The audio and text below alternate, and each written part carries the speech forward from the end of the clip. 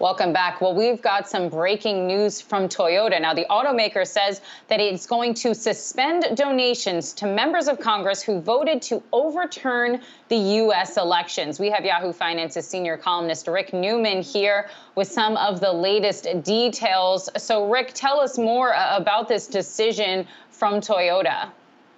This has been controversial for the past few days since a report by a watchdog group in Washington showing that after the January 6th riots at the Capitol, Toyota donated a total of about $56,000 to 38 different Republicans who all voted to overturn the election results. And this has just created a real backlash against the company. There was an op-ed in the Washington Post in the last couple of days calling Toyota the official vehicle of insurrectionists. So Toyota figured they had to do something about it. And they came out today and said they're going to stop donations to any politician, any member of Congress who did not vote to certify the election back in January. And that was a total of 147 Republicans. So that's a big do not donate list.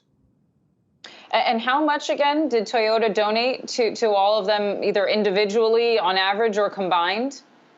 I think it was about $56,000 to 38 different members of Congress. These were donations ranging from $1,000 to $5,000. That is not a lot of money in the world of political contributions. Basically, what that probably was is you want to get some face time with a member of Congress who might represent a district where you have a plant or a facility, and Toyota does have a lot of facilities around the United States. You go to a fundraiser, you pay the fee. It's between probably $1,000 and $5,000, and maybe you get some face time with that member of Congress or that person's staff. So Toyota now saying they're not going to do that, but there are still ways these members of Congress could get a lot of money. One of the things corporations do is they contribute to the big fundraising committees for each party in the House and in the Senate. Democrats have these too.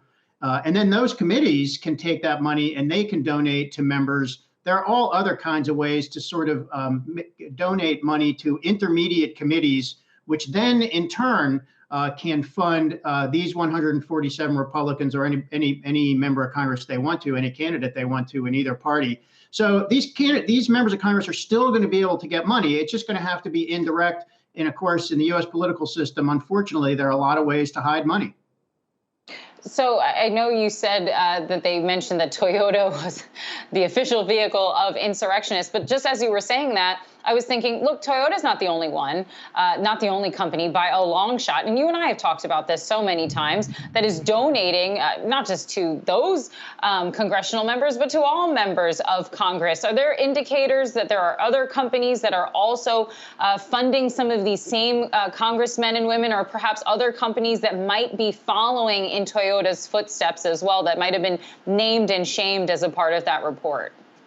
Yeah, there were a couple that came up in this report by this group called Citizens for Responsibility and Ethics in Washington. Cigna was another company that has been giving some donations. They had said they would stop donations, and they kind of changed their explanation a little bit, saying they only were going to stop donations to members of Congress who supported or encouraged violence. So that was a little different. But look, Boeing is on this list. Boeing does not contribute or has not contributed directly to any of these candidates this year, but it has given a lot of money to the committees. Again, sophisticated donors are just going to give their money to the committees. You can also do this through industry groups such as the U.S. Chamber of Commerce. Every big company has an industry group specific to its own business, the semiconductor industry, the telecom industry association, whatever it might be. That's not even touching on dark money contributions, which are another way to get money in the system without any fingerprints. So there are tons of ways to get money to candidates who are going to do your bidding on Capitol Hill without putting your fingerprints on them. And I think Toyota, if anything, they just seem a little bit naive, like they didn't realize that they would be generating this backlash where many of the other corporate donors probably said, we're not going to give anything directly to these candidates, but we don't mind if some of our money finds their way to them anyway. Yeah, and I think it'll also be just interesting to see as we see, these voting restriction legislations, if we start to see more and more companies come out and say they're not going to be donating to members of Congress, that start making moves like that have swift public backlash. All right, Sierra and columnist Rick Newman, thanks so much for jumping on with some of that breaking news.